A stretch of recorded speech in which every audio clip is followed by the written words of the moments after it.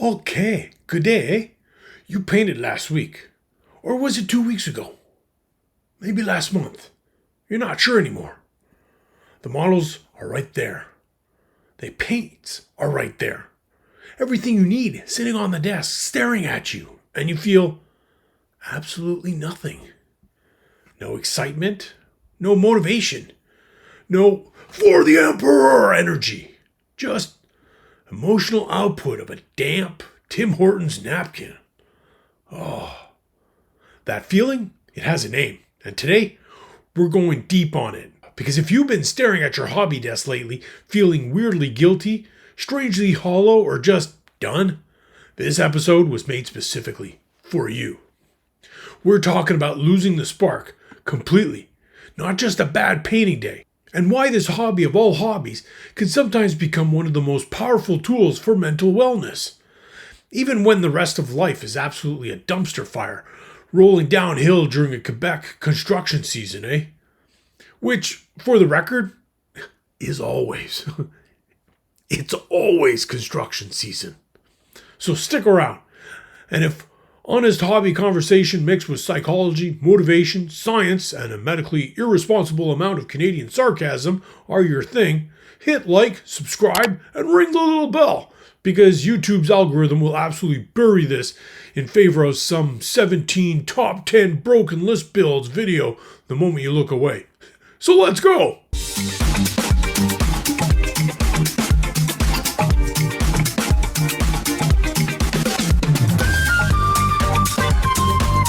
Welcome back to C7 Hobbies. I'm Colossal Meltdown. Welcome to the new studio.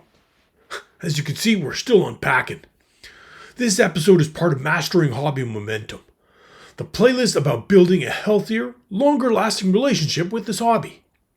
Not just how to paint faster, though we do love efficiency, but how do you keep going without emotionally crumbling because your edge highlights look like they were applied during a magnitude 6.5 earthquake, eh?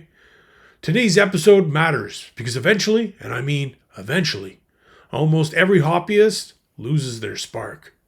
Painters, gamers, collectors, even lore nerds, terrain builders, even that guy who owns 6 airbrushes and still introduces himself as just getting started. We all know that guy, eh? The hobby goes from exciting, inspiring, energizing to suddenly feeling exhausting, pointless, weirdly guilty. And when that happens, the brain jumps to, maybe I'm just done with the hobby. Sometimes that's true. But most of the time, you're not done with this hobby. You're just mentally overloaded. And there's a massive difference. Losing the spark. Alright, let's talk about losing the spark. Because this one hits hard. Especially in a hobby built almost entirely around passion, eh? You remember when you first got into it? Everything was exciting. You watched tutorials till 2 a.m. You bought 17 pots of base paint you didn't even need. You absolutely convinced yourself that this army, this one right here, would be the final project. It was not his final project. But eventually, something else shifts. And suddenly, even opening your hobby app feels like effort. Looking at miniatures feels training. Starting anything feels impossible. That happens for a few specific reasons. Let's break them down. Mental exhaustion. Your brain has a budget. Sometimes the problem isn't the hobby at all. It's life. Work stress, family stress, financial pressure, health stuff. Burnout. Your brain runs on finite emotional fuel, and hobbies require emotional energy too. Creative isn't free, miniature painting especially. You're making thousands of micro decisions every single session. Colors, techniques, corrections, comparisons to what you imagined it would look like. Existential dread at the blending. Eventually your brain looks at all of that and just goes, absolutely not, bud. We are closed. Come back? Never. That's not weakness. That's a system protecting itself. Understanding that is the first step. The pressure problem. when play becomes performance. The other big one, the hobby stops being play and starts becoming performance. This creeps in when people start content creation, get deep into competitive environments, or spend too much time comparing their work online. Suddenly, every project has expectations attached, eh? Every model needs to be post-worthy. Every session should produce visible progress, and your brain, which used to associate the hobby with comfort, now associates it with pressure. Motivation doesn't survive for that long. And social media absolutely doesn't help, eh? You open Instagram thinking, I'll just get a little inspiration. 3 minutes later, you're staring at a golden demon winner painted by a 19-year-old from Finland who apparently highlights individual molecules. Meanwhile, you're sitting there trying to figure out why you're wash-dried looking like beef gravy on a cold Sunday morning, eh? In a sad apartment with the vibes of a person who has just given up. The comparison trap is real, and it steals the joy faster than almost anything else. Check out the comparison trap playlist. This will help. Alright, now the next section. Painting as therapy. Now the flip side. Because despite everything we just talked about, despite burnout, pressure, and the emotional warfare of Instagram, painting can genuinely support mental wellness. And I want to handle this carefully. Painting is not a replacement for professional mental health support. It's not therapy in the clinical sense. If you're dealing with serious depression, anxiety, trauma, or mental health crisis, professional support matters. Full stop, eh? But hobbies can absolutely support emotional wellness. There's real, documented value there. Why painting actually helps. Miniature painting done without pressure can create structure in unstructured days. Focus calm, sometimes called a flow state. Mindfulness. Your brain narrows to brush control and color, and the noise just quiets. Accomplishment. Visible, tangible, something you made. Emotional decompression after stressful periods. When life's feeling chaotic, the hobby creates what I like to call a tiny islands of calm. Small, reliable moments of stability, eh? And honestly, sometimes that matters more than people realize. It's not magic. It's just a brain that needs a safe corner to exist in for a while. The power of small wins. One of the healthiest things this hobby can give you is small, visible progress. Not, I painted 4,000 points over a long weekend. That's not momentum. That's a hostage situation with brushes, eh? Healthy hobby momentum looks like painting one detail, basing one model, organizing a tray, finishing one small thing completely. Your brain needs evidence that progress is possible, especially when life outside the hobby is in chaos. Miniature painting gives you visible proof. That model wasn't done. Now it is. You did that. Beauty. That's incredible grounding, especially when everything else feels out of your control. The hobby as a safe space. For a lot of long-term hobbyists, the desk becomes a ritual, and rituals matter psychologically. Same desk, same lamp, same paints, same playlist, same process. That consistency becomes emotionally stabilizing, especially during rough seasons of life. There's a reason people joke, and I've seen this said completely sincerely in more than one hobby forum. Plastic toy soldiers saved my mental health. Sometimes they did, not because the miniatures are magical, but because the hobby gave community. Somewhere where you belonged. Routine. Something relatable. Creativity. An outlet that was yours. Focus. Something absorbing. Moments of peace. Quiet in the noise. That matters. And that's real. And you don't have to justify it to anyone. Also, there's something deeply, profoundly therapeutic about aggressively dry brushing terrain after a genuinely terrible day.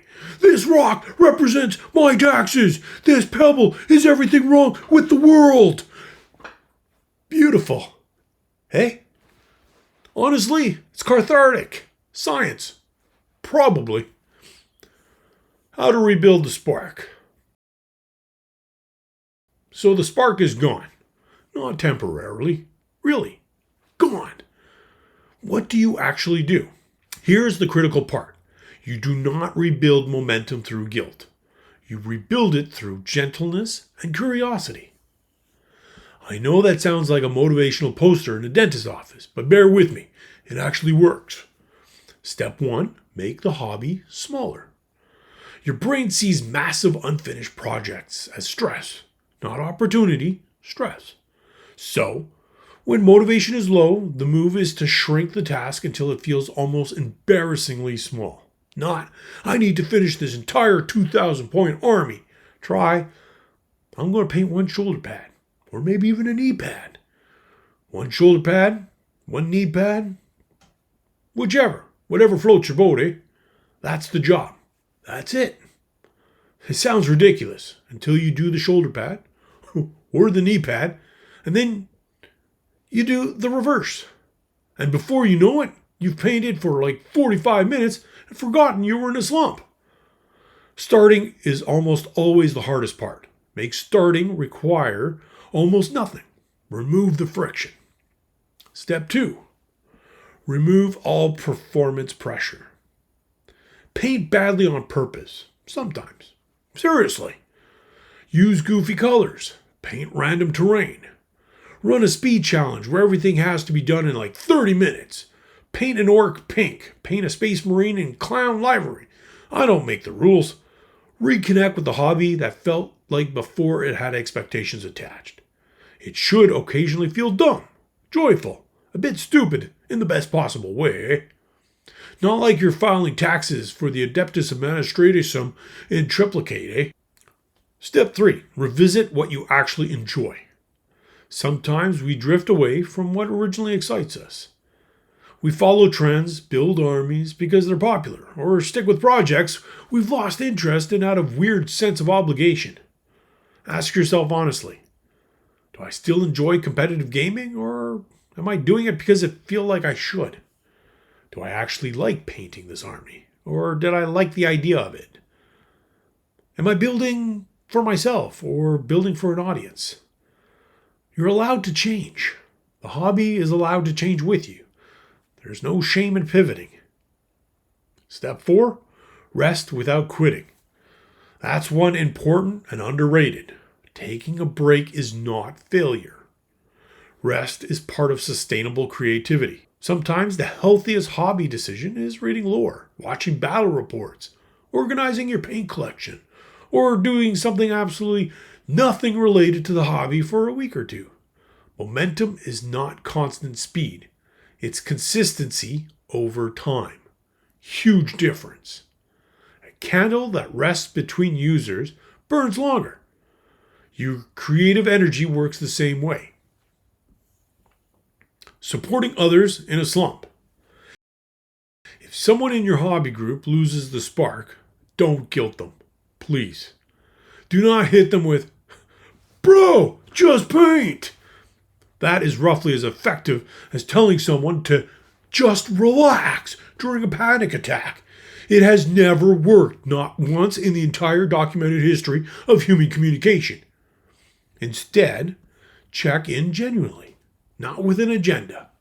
Invite them casually, no pressure attached. Celebrate any small wins they share. Give them permission to not be okay for a bit. Sometimes people don't need motivation. They need someone to say, "Hey, you don't have to perform right now. Come hang out anyways." Community support matters enormously, especially in a hobby that becomes quietly isolating. The real truth about long-term hobbying. Here's the truth nobody talks about enough. Long-term hobbyists are not permanently motivated people. They're people who have learned how to return. That's it. That's the whole secret. The goal is not never lose motivation again, because that's impossible. Motivation fluctuates. Life fluctuates. Energy fluctuates. The goal is learn how to reconnect without the shame. The spark will go dim sometime. That's not a sign the hobby is wrong for you. It's a sign that you're human, and humans need rest and variation and permission to not be at 100% all the time. Your hobby isn't going anywhere. The paints will wait. The models will wait. The hobby will be there when you come back. Final thoughts. If you've lost a spark lately, you're not alone. And it doesn't mean you failed as a hobbyist. Sometimes exhaustion looks exactly like laziness. Sometimes burnout disguises itself as disinterest. And sometimes stress sounds a lot like, I don't care anymore. Be patient with yourself. The hobby will still be there. Your paints aren't judging you. Well, except None Oil. None Oil judges everyone. It has seen things. It knows what you did to that Space Marine in 2019, eh? It will never forget. Alright, if this episode hit home, drop a comment below. What helps you reconnect with the hobby when the spark goes out? I genuinely want to know. And if someone you know has been quiet about the hobby lately, or you can tell they're burning out, share this episode with them. Sometimes hearing you're not the only one matters more than any tip or trick. Don't forget to like, subscribe, and join the community for more episodes on hobby psychology, motivation, creativity, and emotionally surviving the dice rolls that should never have happened, eh? And remember, tiny progress still counts, eh? Even if today's victory is just cleaning one mold line, eh?